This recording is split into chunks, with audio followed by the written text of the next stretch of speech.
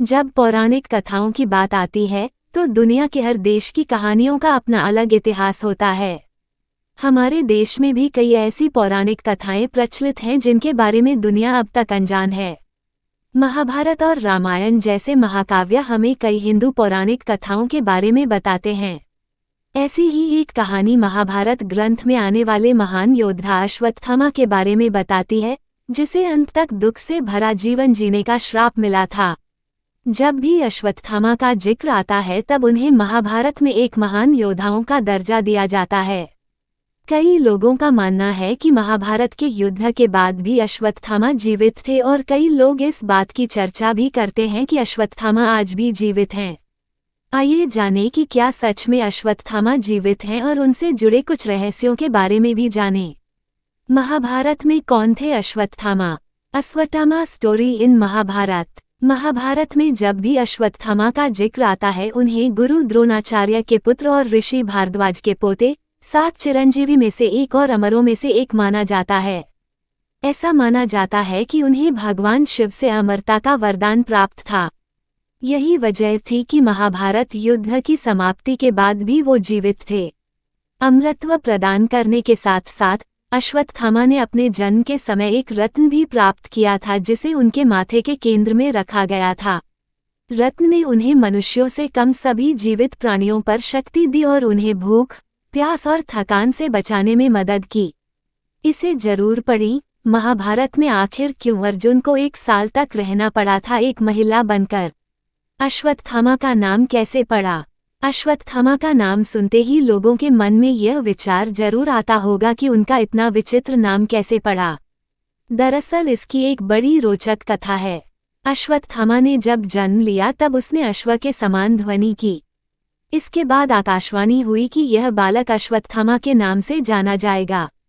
महाभारत की कथा के अनुसार अश्वत्थामा के सिर पर जन्म से ही एक मणि थी। एक बार द्रौपदी ने महाभारत में अर्जुन की प्रार्थना पर गुरुपुत्र को प्राण दान दे दिया, लेकिन सजा के तौर पर मणि उनसे छीन ली।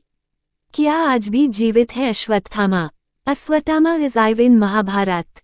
मध्य प्रदेश में महू से करीब 12 किलोमीटर दूर स्थित विंध्याचल की पहाड़ियों पर खोदरा महादेव विराजमान है। इस स्थान को अश्वत्थामा की तपस्थली के रूप में पूजा जाता है। ऐसी मान्यता है कि आज भी अश्वत्थामा यहाँ आते हैं। महाभारत के युद्ध के समाप्त होने के बाद कौरवों की ओर से सिर्फ 3 योद्धा ही बचे थे, कृप, कृतवर्मा और अश्वत्थामा। इनमें से अश्वत्थामा के जीवित होने के अभी भी चर्चे होते हैं, जिसकी सच्चाई का पता लगा पाना आज भी मुश्किल है। आज भी जीवित हैं अश्वत्थामा। महाभारत के युद्ध की समाप्ति के बाद कौरव और पांडवों के गुरु द्रोणाचार्य के पुत्र अश्वत्थामा ने छल से पांडवों के पुत्रों का वध किया था। उनके इस पाप की सजा भी वो आज तक भुगत रहे हैं। उनको मिले एक शाप के कारण माना जाता है कि आज भी अश्वत्थामा जीवित हैं और दर दर भटक रहे हैं। मध्य प्रदेश के एक किले में अश्वत्थामा को देखने की बात कही जाती है। पौराणिक मान्यताओं में ये बताया गया है कि अपने पिता की मृत्यु का बदला लेने के लिए अश्वत्थामा को उनकी एक चूक भारी पड़ी और भगवान कृष्ण ने उन्हें युगों युगों तक धरती पर भटकने का शाप दे दिया। माना जाता है कि करीब 5000 साल से अश्वत्थामा यूं ही धरती पर भटक रहे हैं। उनके ही शाप का नतीजा है कि उन्हें आज भी मध्य प्रदेश के एक किले में देखे जाने का दावा किया जाता है। यहाँ के बारे में ये भी कहा जाता है कि अश्वत्थामा पूजा करने से पहले किले में स्थित तालाब में स्नान भी करते हैं।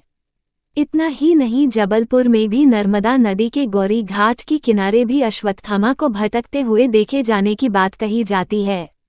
गौरी घाट के स्थानीय लोगों का कहना है कि यहाँ नदी किनारे भटकते हुए अश्वत्थामा अपने घाव से बह रहे खून को रोकने के लिए कभी कभी हल्दी और तेल मांगते हैं।